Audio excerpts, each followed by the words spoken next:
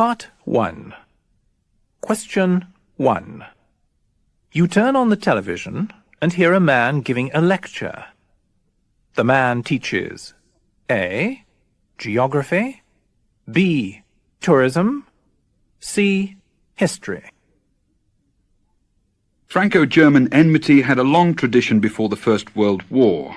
Its beginning can be conveniently dated to some 40 years earlier, to 11th of May, 1871. On that day, in the Swan Hotel at Frankfurt on Main, Otto von Bismarck, the German Chancellor, signed the treaty which awarded all of Alsace and most of Lorraine to Germany. To the French, including those in Alsace and Lorraine, it was a loss and a humiliation which they would never come to accept. Question 2. You hear the following on the radio. It is advertising A. a breakdown service, B. a garage, C. car insurance.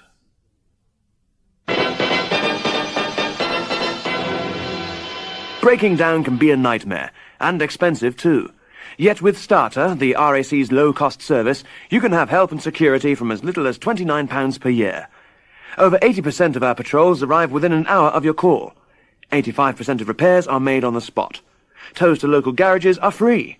Our labour is free too. You pay only for the parts. Don't wait. Call us on 0800 492 2673.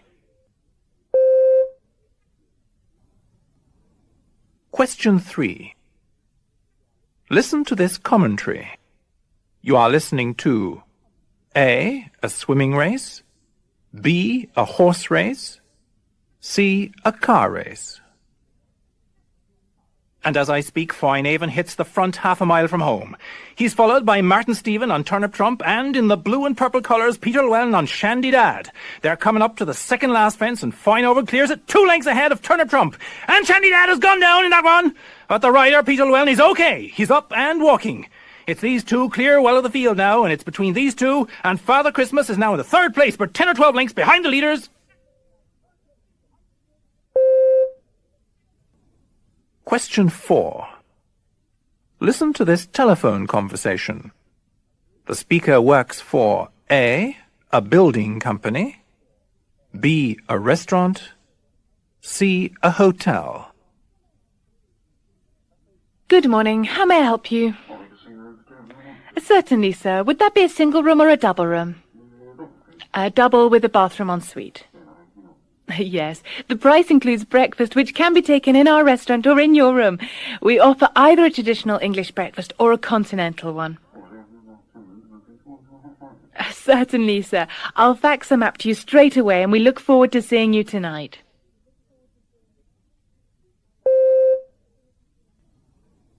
Question 5. You hear the following announcement. The speaker is giving information about A. trains, B. buses, C. planes.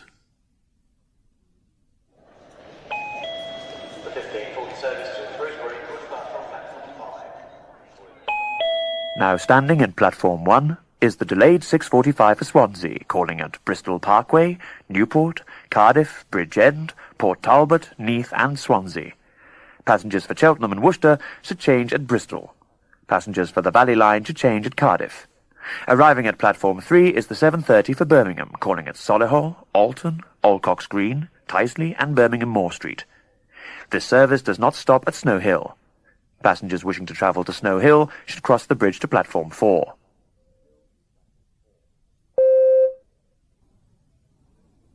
Question 6. You overhear this conversation in a shop. Mrs. Figg is buying A. cotton wool, B. fruit, C. horse feed. A pound of oranges. That's 66p. Will that be all, Mrs. Figg? No, I want some apples too, half a dozen. Granny Smith's be all right, or Golden Delicious? Not the Golden Delicious. They taste like cotton wool. I wouldn't feed them to my horses. Granny Smith's will be fine. There you go. That's £1.87. What about a pineapple? We've got some beauties in today. No. I think I have everything I need until the weekend. Fine, that'll be £1.87, thanks very much. And 13p change.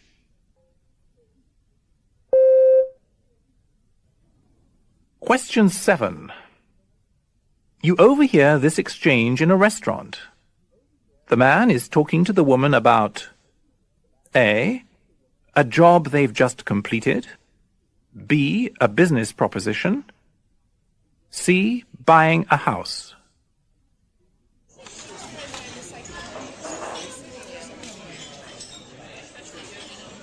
So, that's the offer, Sophie. The work is well within our range and abilities. There's a profit of £1 million in it for us. It looks too good to miss. What do you think? I'm not sure. What about? I thought it looked very clear. Yes, but it just doesn't feel right. What exactly doesn't feel right? £1 million feels all right to me. I know the profit margin is high, but we're the best in the business. It's not the money. I'd like that too. Call it gut feeling, feminine intuition, whatever. I can't put my finger on it. It just doesn't feel right.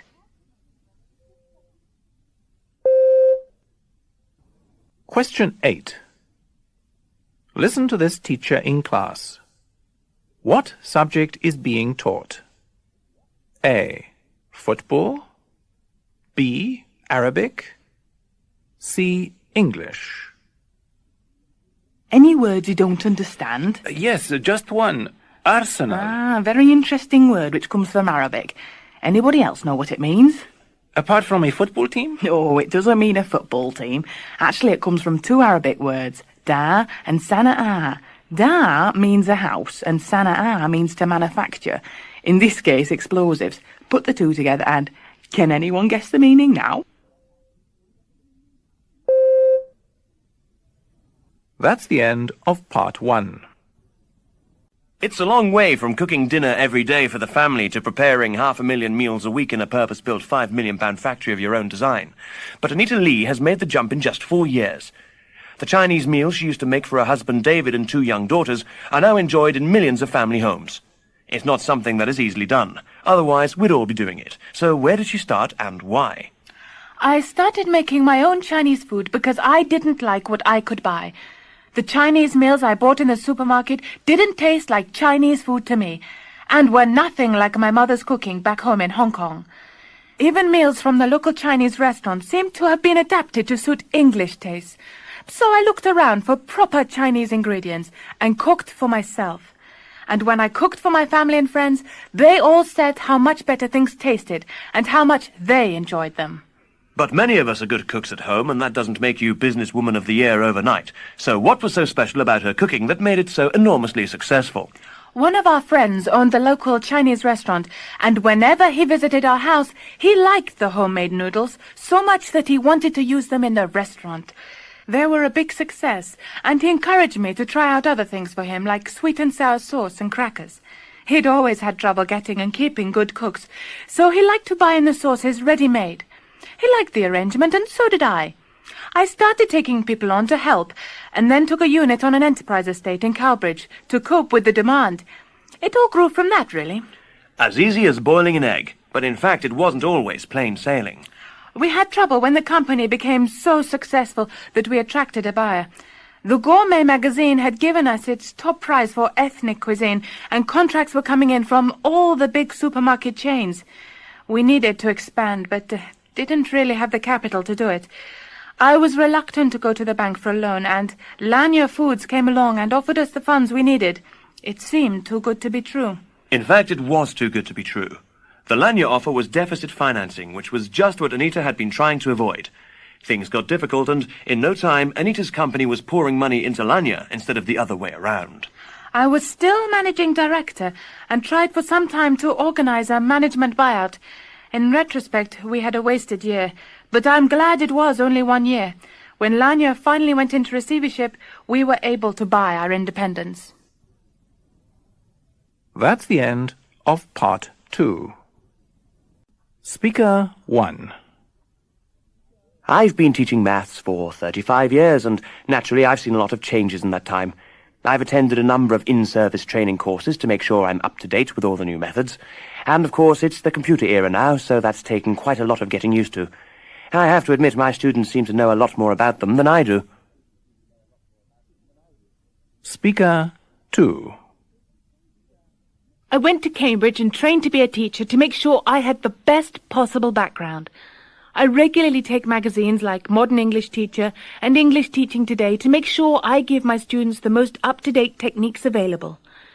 I'm sure my students benefit, and I like to think my colleagues look to me for guidance in matters of methodology.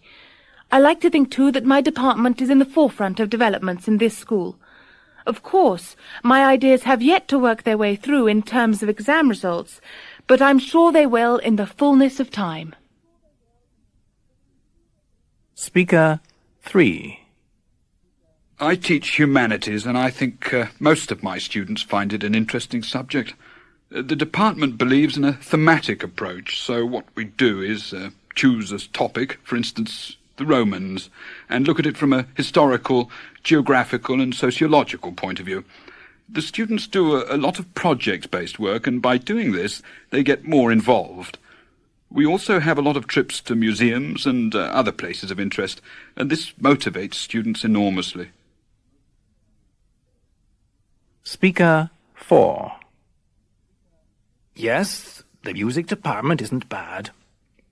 We encourage all the pupils to play an instrument and sing in the choral societies. It's very pleasing that most of them do. We had to create a third orchestra to cope with the demand. The boys and girls like to take exams too. That's a change from when I came. We have a pass rate of 98%, and that's the best in the county. Oh, they're so talented, some of these children.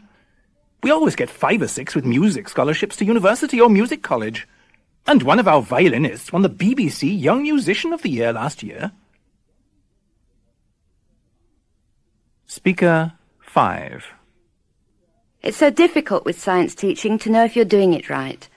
The pupils here are so clever, and they really deserve every chance I can give them. I try to take the syllabus and find new ways of explaining the subjects, and I design experiments to illustrate them. I don't know if they really work, though. I get very nervous in front of the class, and I'm sure it shows. I'm sure the other teachers are better. Still, the exam results were quite good last year, and the pupils gave me a present at the end of the last class before the summer holidays. It was really very nice of them. That's the end of Part 3.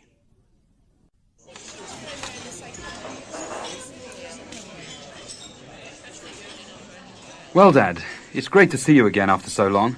Thanks for inviting us here for our anniversary dinner. Not at all, son. The pleasure's all mine. I've used this place once or twice, and I thought it would be ideal for our little get-together. I've passed it a couple of times myself and thought of eating here. I must say it's a lovely place. Let's have a look at the menu, shall we? There's certainly a lot to choose from.